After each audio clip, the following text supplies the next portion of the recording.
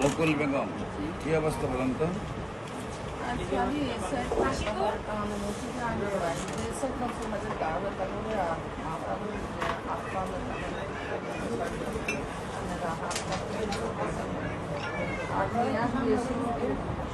ঘুম কেমন হয়?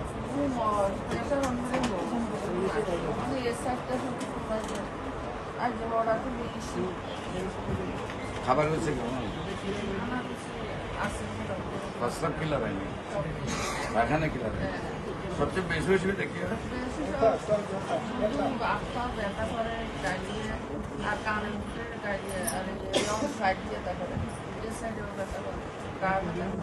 কয় মাস খেয়েছে?